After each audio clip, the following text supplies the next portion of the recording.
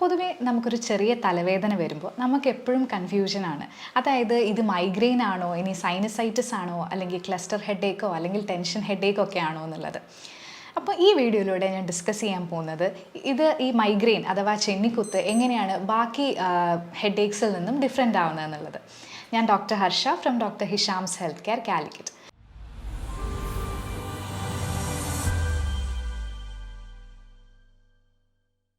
പൊതുവേ നമുക്ക് പലർക്കും തലവേദന വരുന്ന സമയത്ത് ആദ്യമൊക്കെ നമുക്ക് തലവേദന വരുമ്പോൾ നമ്മൾ കയ്യിലുള്ള എന്തെങ്കിലും പെയിൻ കില്ലേഴ്സ് കഴിച്ച് അഡ്ജസ്റ്റ് ചെയ്യാണ് പതിവ്. പക്ഷേ ഇതിങ്ങനെ ഇടയ്ക്കിടയ്ക്ക് വരുമ്പം നമ്മളിങ്ങനെ എപ്പോഴും ഈ മരുന്ന് കഴിച്ചിട്ട് അതിൻ്റെ ഒരു എഫക്റ്റ് നമുക്ക് കിട്ടാറില്ല. അപ്പോഴാണ് നമ്മൾ വീണ്ടും നോട്ട് ചെയ്യുക, അതായത് ഇതിൻ്റെ വരുന്ന ഇൻറ്റൻസിറ്റിയും അതുപോലെ തന്നെ ഫ്രീക്വൻസിയും കൂടിയിട്ടുണ്ടെന്നുള്ളത്. ഇത് ചിലപ്പോൾ ആഴ്ചകളിൽ വരാം, മാസങ്ങളിൽ 1-2 തവണയായിട്ടൊക്കെ വരാം. അപ്പോൾ ഓരോ വ്യക്തികളിലും ഇതിൻ്റെ ട്രിഗറിങ് ഫാക്ടേഴ്സ് ഡിഫറെൻ്റ് ആണ്. പല കാരണങ്ങൾ കൊണ്ടാണ് ശരിക്കും ഈ മൈഗ്രെയിൻ വരുന്നത്. അപ്പോൾ ഇതിനെ മെയിനായിട്ട് പറയുകയാണെങ്കിൽ പുരുഷന്മാരിലും സ്ത്രീകളിലും ഈ മൈഗ്രെയിൻ കാണാറുണ്ട്. പക്ഷെ എന്നാലും സ്ത്രീകളിലാണ് മൈഗ്രെയിൻ കൂടുതലായിട്ട് കാണുന്നത്. കാരണം എന്ന് വെച്ചാൽ ഈ സ്ത്രീകൾക്ക് ഒരുപാട് ഹോർമോണൽ ചേഞ്ചസും അതുപോലെ തന്നെ ഈ മെൻസസിൻ്റെ സമയത്ത് അവർക്ക് ചില സമയത്ത് തലവേദന കൂടുന്നതായിട്ടും കണ്ടുവരുന്നുണ്ട്.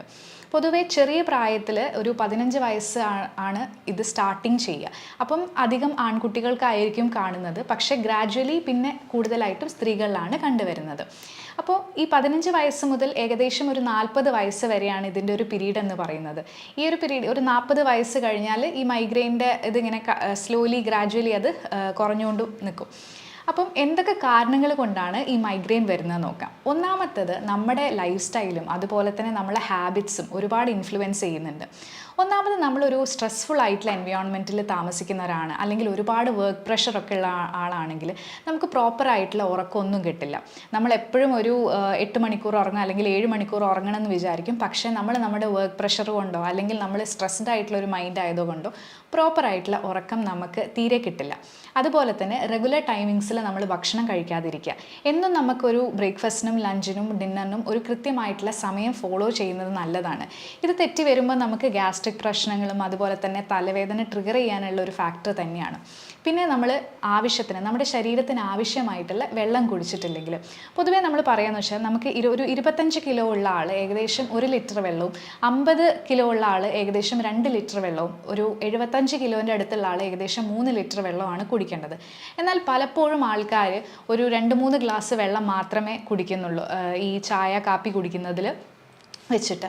അപ്പം ഇത് കറക്റ്റായിട്ട് നമ്മൾ ഈ ഒരു ഡീഹൈഡ്രേഷൻ വരുന്ന സമയത്തും നമ്മൾക്ക് തലവേദന വരാൻ ചാൻസസ് കൂടുതലാണ്. അതുപോലെയുള്ളത് ഈ വെതർ ചേഞ്ച്. നമ്മൾ പെട്ടെന്ന് ചിലപ്പോൾ ഒരു AC റൂമിൽ നിന്ന് പെട്ടെന്ന് നമ്മളൊരു സൺലൈറ്റിലേക്ക് പെട്ടെന്ന് ഇറങ്ങി പോകുമ്പം ആ ഒരു വെതർ ചേഞ്ച് നമ്മളെ ബോഡിക്ക് ആക്സെപ്റ്റ് ചെയ്യാതെ വരുമ്പോൾ മൈഗ്രെയിൻ വരാൻ ചാൻസ് കൂടുതലാണ്. അതുപോലെ തന്നെ നമ്മൾ കഴിക്കുന്ന പല ഭക്ഷണങ്ങളും, ഇപ്പം നമ്മൾ ചോക്ലേറ്റ് അല്ലെങ്കിൽ ചീസ്, പിന്നെ ഈ കെഫീൻ ആയിട്ടുള്ള ഐറ്റംസ്, അതുപോലെ കോഫി, വൈന്, ഇതൊക്കെ കഴിക്കുമ്പോഴും ചില ആൾക്കാർക്ക് ട്രിഗർ ചെയ്യാറുണ്ട്. മാത്രമല്ല ഈ ആൽക്കഹോളും സ്മോക്കിങ്ങും ഒരു കോസ് തന്നെയാണ്. അപ്പോൾ ഈ ഒരു വീഡിയോയിലൂടെ ഞാൻ കൂടുതലായിട്ട് ഈ മൈഗ്രെയിനിൽ 4 സ്റ്റേജസ് ഉണ്ട്. അപ്പോൾ ഞാൻ ഈ 4 സ്റ്റേജസ് ഒന്ന് ഡിഫറൻഷ്യേറ്റ് ചെയ്ത് പറഞ്ഞുതരാം. എന്തുകൊണ്ടാണ് ഇത് ബാക്കി ടെൻഷൻ ഹെഡേക്കും ക്ലസ്റ്റർ ഹെഡേക്കും ഒക്കെ നമ്മൾ കേട്ടിട്ടുണ്ട്, അതിൽ നിന്നും എങ്ങനെയാണ് ഇത് ഡിഫറെൻ്റ് ആവുന്നത് എന്നുള്ളത്.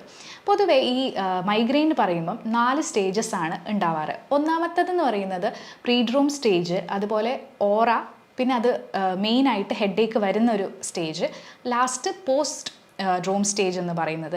അപ്പോൾ ഈ ഫസ്റ്റ് സ്റ്റേജ് എന്ന് പറയുന്നത് പ്രീഡ്രോം സ്റ്റേജാണ്. ഈ സ്റ്റേജിൽ മെയിനായിട്ടും നമ്മൾ യഥാർത്ഥത്തിൽ ഒരു രോഗം വരുന്നതിന് മുമ്പായിട്ടുള്ളൊരു സ്റ്റേജാണ്. ഈ മൈഗ്രെയിൻ വരുന്ന ഒരു പകുതി മുക്കാൽ ആൾക്കാരും ഈ സ്റ്റേജിലൂടെ കടന്നു പോകുന്നവരാണ്. പൊതുവെ അവർക്ക് ഈ ഒരു സ്റ്റേജിൽ ഭയങ്കരമായിട്ട് അവർ കോട്ടുവായ ഇടുക, എപ്പോഴും ഭയങ്കര ദാഹമായിരിക്കും, ക്ഷീണം ഫീൽ ചെയ്യുക. പിന്നെ അതുപോലെ തന്നെ അവർക്ക് ലൈറ്റിനോട് വളരെ സെൻസിറ്റീവ് ആയിരിക്കും, ഈ ഫോട്ടോഫോബിക് ആയിരിക്കും. പെട്ടെന്ന് ലൈറ്റൊന്നും കണ്ണിലടിക്കുമ്പോൾ വളരെ ബുദ്ധിമുട്ട് ഫീൽ ചെയ്യും. അതുപോലെ തന്നെ ഇപ്പോൾ ഉറക്കെ സംസാരിച്ചാൽ പെട്ടെന്ന് ഇറിറ്റേറ്റഡ് ആവുക, അല്ലെങ്കിൽ പുതിയൊരു പെർഫ്യൂം നമുക്ക്, അല്ലെങ്കിൽ എന്തെങ്കിലും പുതിയൊരു സ്മെല്ല് നമുക്ക് കിട്ടുന്ന സമയത്ത് അതും ഒരു ട്രിഗറിങ് ഫാക്ടറാണ്. അതുപോലെ തന്നെ എക്സ്ട്രീം ആയിട്ടുള്ള മൂഡ് സ്വിങ്സും ഉണ്ടാവാറുണ്ട്. ചിലപ്പോൾ ഭയങ്കര സങ്കടമായിരിക്കാം, ചിലപ്പോൾ ഭയങ്കര ഹാപ്പി ആയിരിക്കാം, അല്ലെങ്കിൽ ഒരു ജോയ്ഫുൾ മൂഡും ആയിരിക്കാം.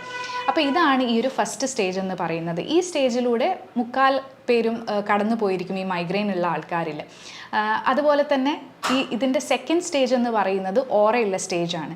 ഈ ഒരു സ്റ്റേജിൽ ശരിക്കും പറഞ്ഞാൽ ഈ ഓറ വിത്ത് ഓറയും വിത്തൗട്ട് ഓറയും ഉണ്ട്. ഇത് എല്ലാവർക്കും ഈ ഒരു സ്റ്റേജിലൂടെ കടന്നു പോകില്ല. ഏകദേശം ഇതൊരു 1 മണിക്കൂറിൻ്റെ താഴെയാണ് ഇതിൽ മെയിൻലി ഇവർക്ക് പോകുന്നത് ഈ ഒരു സ്റ്റേജ്. അതെന്ന് വെച്ചാൽ അവർക്ക് മെയിനായിട്ടും ഈ കണ്ണിൻ്റെ ഉള്ളിൽ വിഷ്വൽ ഡിസ്റ്റർബൻസസ് ഫീൽ ചെയ്യും. അതായത് എന്തോ സാധനം ഇങ്ങനെ കണ്ണിൽ മിന്നുന്ന പോലെ, അതുപോലെ തന്നെ കണ്ണിൻ്റെ മുന്നിൽ എന്തൊക്കെയോ ഷേപ്സ് വരുന്ന പോലെയൊക്കെ ഫീൽ ചെയ്യാറുണ്ട്. അതുപോലെ കണ്ണിൽ ഇരുട്ടടക്കുക, കണ്ണ് കാണാത്തൊരവസ്ഥ, അങ്ങനെയുള്ളൊരു അവസ്ഥയിലൂടെയാണ് പോകുന്നത്. അതുമാത്രമല്ല ഈ ഒരു സ്റ്റേജിൽ അവർക്ക് ഈ ചെവിട്ടിൽ നിന്നിങ്ങനെ എന്തൊക്കെയോ റിങ് ചെയ്യുന്ന, എന്തൊക്കെയോ ശബ്ദം കേൾക്കുന്ന പോലെ ഒരു ഫീലിങ്ങും ഉണ്ടാവാറുണ്ട്. പക്ഷെ പൊതുവേ ഈ ഓറ സ്റ്റേജ് അങ്ങനെ എല്ലാവർക്കും കിട്ടണമെന്നില്ല. ഇനി മൂന്നാമത്തെ സ്റ്റേജാണ് നമ്മുടെ ആക്ച്വൽ ഈ ഹെഡേക്ക് വരുന്നൊരു പീരീഡ്. ഈ തലവേദന വരുന്ന സമയത്ത് നമുക്ക് മെയിൻലി എന്താ സംഭവിക്കുക എന്ന് വെച്ചാൽ, ഈ ഒരു ഏകദേശം 4 മണിക്കൂർ മുതൽ ഒരു 2-3 ദിവസം വരെ ഈ ഒരു ഹെഡേക്ക് പെർസിസ്റ്റ് ആയിട്ട് നിൽക്കും. ഈ ഒരു സ്റ്റേജിൻ്റെ സമയത്താണ് യഥാർത്ഥത്തിൽ നമുക്ക് വളരെയധികം ഹെഡേക്ക് ഫീൽ ചെയ്യുന്നത്, നമ്മൾ ഭയങ്കര എക്സോസ്റ്റഡ് ആവുന്ന ആ ഒരു യഥാർത്ഥ സ്റ്റേജ് എന്ന് പറയുന്നത്. അത് കഴിഞ്ഞിട്ട് നമ്മുടെ 4ാമത്തെ സ്റ്റേജ് ഉണ്ട്, അതായത് പോസ്റ്റ്ഡ്രോം സ്റ്റേജ്. അതായത് എല്ലാ ഇതും കഴിഞ്ഞിട്ട് വരുന്ന, അതായത് ഇപ്പം ഈ ഓറയും കഴിഞ്ഞ് ഈ ഹെഡേക്കൊക്കെ കഴിഞ്ഞിട്ട് നെക്സ്റ്റ് ഡേ പോസ്റ്റ്ഡ്രോം സ്റ്റേജ്. അപ്പോൾ ഈ സ്റ്റേജിൻ്റെ സമയത്ത് നമുക്ക് മെയിനായിട്ട് സംഭവിക്കുന്നത് വെച്ചാൽ, അതിൻ്റെ നെക്സ്റ്റ് ഡേ നമുക്ക് ഈ ഹെഡേക്കൊക്കെ കഴിഞ്ഞ് അതിൻ്റെ ഒരു നെക്സ്റ്റ് ഡേ നമുക്ക് വളരെയധികം തലയിൽ ഹെവിനെസ് ഫീൽ ചെയ്യും. നമുക്കൊരു മന്ദപ്പാണ് ടോട്ടലി ഫീൽ ചെയ്യുക. നമുക്ക് തലകറക്കം പോലെ തോന്നും. അതുപോലെ തന്നെ പറയുകയാണെങ്കിൽ നമുക്ക് ചെയ്യുന്ന കാര്യത്തിനും ഒന്നും ഒരു കോൺസെൻട്രേഷൻ ഫീൽ ചെയ്യില്ല. നമുക്ക് എല്ലാം ചെയ്യുന്നത് ഭയങ്കര ഒരു ലേസി ഫീലായിരിക്കും, ഭയങ്കര എക്സോസ്റ്റഡ് ആയിരിക്കും. നമുക്ക് ഒരു എന്താ പറയുക, ചെയ്യുന്ന ഫിസിക്കൽ ആക്ടിവിറ്റീസോ അങ്ങനത്തെ ഒരു കാര്യത്തിനോടും വളരെ എന്താ പറയുക, ഭയങ്കര ഡിസ്റ്റർബ്ഡ് ഫീലായിരിക്കും തോന്നുക. ഇതുകൊണ്ടാണ് ഈ 4 സ്റ്റേജ് ഉള്ളത് കൊണ്ടാണ് ബാക്കി ഹെഡേക്സിൽ നിന്നും ഈ മൈഗ്രെയിനെ ഡിഫറൻഷ്യേറ്റ് ചെയ്യുന്നത്. അതുപോലെ തന്നെ ചെറിയ ഫിസിക്കൽ ആക്ടിവിറ്റീസ് പോലും ചെയ്യാൻ വളരെയധികം ബുദ്ധിമുട്ടുള്ള ആൾക്കാരുണ്ട് ഈ മൈഗ്രെയിൻ വരുമ്പോൾ. അപ്പോൾ നമുക്ക് എന്ത് കാരണം അല്ലെങ്കിൽ എന്തൊക്കെ ചെയ്താലാണ് ഈ മൈഗ്രെയിനെ നമുക്ക് വീട്ടിൽ നിന്ന് ട്രീറ്റ് ചെയ്യുക എന്നുള്ളത് നോക്കാം. മെയിനായിട്ട് നമ്മളെ ഫുഡ് നമ്മൾ റെഗുലർ ടൈമിങ്സിൽ കഴിച്ചിട്ടില്ലെങ്കിൽ നമുക്ക് ഈ ഹെഡേക്ക് ട്രിഗർ ആവുന്ന ഒരു കാര്യമുണ്ട്. അതുകൊണ്ട് നമ്മളിപ്പം പുറത്ത് പോകുമ്പോൾ നമുക്കറിയാം ഈ സമയം നമുക്ക് ഫുഡ് കഴിക്കാൻ പറ്റിയെന്നില്ലെങ്കിൽ നമ്മൾ എന്തെങ്കിലും കയ്യിൽ ചെറിയൊരു സ്നാക്സ് കയ്യിൽ കരുതുക. അത് മാത്രമല്ല, ഡെയിലി നമ്മളൊരു റെഗുലർ ടൈമിങ് വെച്ച് കഴിക്കുകയാണെങ്കിൽ നമുക്ക് അതാണ് നിങ്ങളുടെ ട്രിഗറിങ് ഫാക്ടർ എങ്കിൽ അതിൽ നിന്നും നിങ്ങൾക്ക് ഒരുപാട് ബെനിഫിറ്റ്സ് ഉണ്ട്. മറ്റൊരു കാര്യം എന്ന് പറയുന്നത്, നമ്മൾ എന്തൊക്കെ ഡയറ്റിൽ ഇൻക്ലൂഡ് ചെയ്യണം എന്നുള്ളതാണ്. ഈ കഫീൻ കൂടുതൽ അടങ്ങിയിട്ടുള്ള കാര്യങ്ങൾ നമുക്ക് ട്രിഗർ ചെയ്യുന്നുണ്ടെങ്കിൽ, അല്ലെങ്കിൽ ചോക്ലേറ്റ്സ് ഒക്കെ, അത് പരമാവധി കൺട്രോൾ ചെയ്യേണ്ടതാണ്. നമുക്ക് ഇൻക്ലൂഡ് ചെയ്യാൻ പറ്റുന്ന കുറച്ച് കാര്യങ്ങളാണ് സ്വീറ്റ് പൊട്ടറ്റോ എന്ന മധുരക്കിഴങ്ങ്, അതുപോലെ തന്നെ പഴം കഴിക്കുന്നത്. കാരണം പഴത്തിൽ കൂടുതൽ മെഗ്നീഷ്യം ഉണ്ട്. ഈ മെഗ്നീഷ്യം കഴിക്കുന്നതിലൂടെ നമുക്ക് ഈ ട്രിഗറിങ് ഫാക്ടേഴ്സ് കുറച്ച് കൊണ്ടുവരാൻ പറ്റും. അതുപോലെ തന്നെ ഈ കുക്കുംബർ, നമുക്ക് വെള്ളരി കഴിക്കുന്നത് നല്ലതാണ്. കാരണം എന്താ വെച്ചാൽ അതിൽ 90% വാട്ടറാണ്. അപ്പോൾ ഈ ഡീഹൈഡ്രേഷൻ ആ ഒരു കാര്യത്തിൽ നിന്നും അത് ഹെൽപ്പ് ചെയ്യുന്നതാണ്. പിന്നെ നമുക്ക് ശ്രദ്ധിക്കാൻ പറ്റുന്ന ഈ ഓവറായിട്ടുള്ള ഓയിലി അല്ലെങ്കിൽ സ്പൈസി ആയിട്ടുള്ള ഫുഡ് കഴിക്കുമ്പോഴാണ് നിങ്ങൾക്ക് പ്രശ്നമെങ്കിൽ അതും അതിൻ്റെ ക്വാണ്ടിറ്റി പതിയെ കുറച്ച് കൊണ്ടുവരാവുന്നതാണ്. അപ്പോൾ ഇത്തരം ട്രിഗറിങ് ഫാക്ടേഴ്സ് നിങ്ങൾ ശ്രദ്ധിച്ച്, അതുപോലെ തന്നെ ഇപ്പോൾ നമ്മളൊരു സ്ട്രെസ്ഫുൾ കണ്ടീഷനിൽ ജീവിക്കുന്ന ഒരാളാണെങ്കിൽ, നമുക്ക് ഒന്നിനും ഒരു എന്താ പറയുക ഉറങ്ങാനോ അല്ലെങ്കിൽ ഫുള്ളി നമ്മളൊരു ടൈറ്റ് ഷെഡ്യൂൾഡാണ് പാക്ക് ചെയ്ത് വെച്ചിരിക്കുന്ന ഒരു അവസ്ഥയാണെങ്കിൽ നിങ്ങൾ തീർച്ചയായിട്ടും യോഗ, മെഡിറ്റേഷനൊക്കെ ചെയ്യാൻ ശ്രമിക്കുക. നിങ്ങൾക്ക് ചെറിയ രീതിയിൽ വീട്ടിൽ തന്നെ നിങ്ങൾക്ക് ഒരു യോഗ പ്രാക്ടീസ് ചെയ്യാം, അല്ലെങ്കിൽ മെഡിറ്റേഷൻ ചെയ്യാം. നിങ്ങളുടെ മൈൻഡിനെയും ബോഡീനെയും റിലാക്സ് ചെയ്യിക്കാൻ കൂടെ നിങ്ങൾ ശ്രമിക്കുക എന്നുള്ളതാണ്. അപ്പോൾ ഈ മൈഗ്രെയിൻ വരുമ്പം നമുക്ക് പൊതുവേ അറിയാം, നമുക്ക് ഡെയിലി ആക്ടിവിറ്റീസ് ചെയ്യാൻ വളരെ ബുദ്ധിമുട്ടാണ്. നമുക്ക് പ്രോപ്പറായിട്ട് നമ്മുടെ കാര്യങ്ങളൊന്നും കോൺസെൻട്രേറ്റ് ചെയ്ത് ചെയ്യാൻ തോന്നില്ല. ഭയങ്കര മൂഡ് സ്വിങ്സ്, നമ്മൾ ഓപ്പോസിറ്റ് നിൽക്കുന്ന ആളോട് വളരെയധികം ദേഷ്യം നമുക്ക് ആ ഒരു ടൈമിൽ നമ്മൾ പ്രകടിപ്പിക്കും. പക്ഷേ യഥാർത്ഥ കാരണം എന്ന് പറഞ്ഞാൽ ഈ മൈഗ്രെയിൻ വരുന്ന സമയത്ത് നമുക്ക് തോന്നുന്ന പല ട്രിഗറിങ് ഫാക്ടേഴ്സാണ്. അപ്പം നിങ്ങൾ മാക്സിമം എന്താ പറയുക, ഈ വീട്ടിൽ ചെയ്യാൻ പറ്റുന്ന ചെറിയ ഡയറ്റിൽ ചേഞ്ച് കൊണ്ടുവരിക. അതുപോലെ പെട്ടെന്ന് തന്നെ ഇപ്പോൾ ഈ ഹെഡേക്ക് വരുമ്പോൾ അപ്പം തന്നെ മരുന്ന് എടുത്ത് കഴിക്കാതെ എന്താണോ കാരണമെന്ന് കണ്ടുപിടിച്ച് അതിൻ്റെ കോസ് മാറ്റിയിട്ട് വേണം നിങ്ങൾ കഴിക്കാൻ. നിങ്ങൾക്ക് വേണമെങ്കിൽ ജിഞ്ചർ ടീ കുടിക്കാം. അതുപോലെ തന്നെ നല്ല ലീഫി വെജിറ്റബിൾസും, നല്ല ഡയറ്റ്, അതായത് നമ്മൾ ഡയറ്റിൽ എല്ലാ റിച്ച് ആയിട്ടുള്ള ന്യൂട്രിയൻസും വിറ്റമിൻസും എല്ലാം റിച്ച് ആയിട്ടുള്ള ഐറ്റംസ് കഴിക്കുക. നമ്മളുടെ കോസിനെ നമ്മൾ എടുത്ത് മാറ്റിയാലേ ഈ മൈഗ്രെയിൻ നമുക്ക് പൂർണ്ണമായിട്ട് മാറ്റാൻ മാറ്റാൻ പറ്റുള്ളൂ. അല്ലാതെ നമ്മൾ എത്ര ഇതിന് വേണ്ടിയിട്ട് മരുന്ന് കഴിച്ചാലും അതിന് മാറാൻ പോകുന്നില്ല. അതുപോലെ തന്നെ ചില പ്രഗ്നൻസി കഴിഞ്ഞതിന് ശേഷം ഈ മൈഗ്രെയിൻ വരുന്ന ലേഡീസ് ഉണ്ട്. അവരും ഇതുപോലെ തന്നെ അവരുടെ ചെറിയ ചെറിയ രീതിയിൽ ഡയറ്റ്സും എക്സസൈസൊക്കെ ചെയ്യാൻ ശ്രമിക്കുക.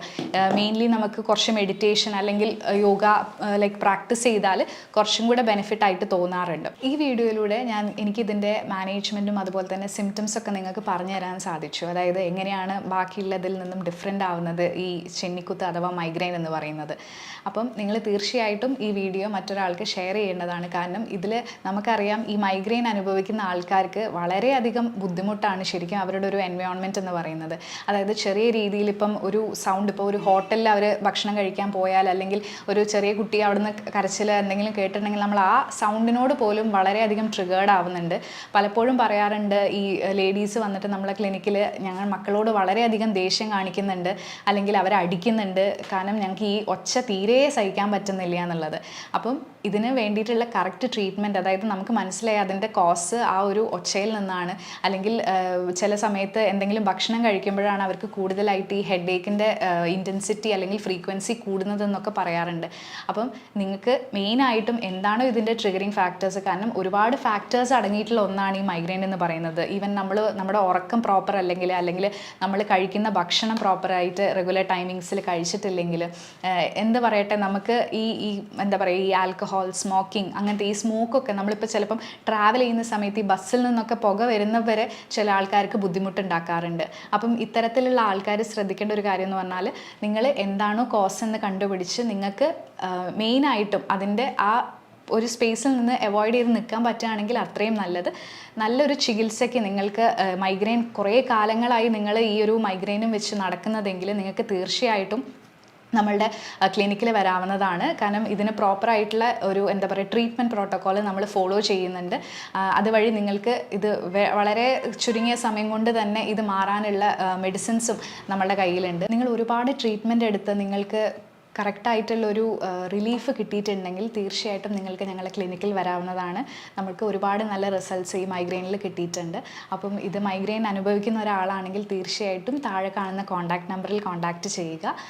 കൂടുതൽ നല്ലൊരു ഇൻഫോർമേറ്റീവ് വീഡിയോ ആയിട്ട് അടുത്ത വീഡിയോയിൽ കാണാം. Thank you.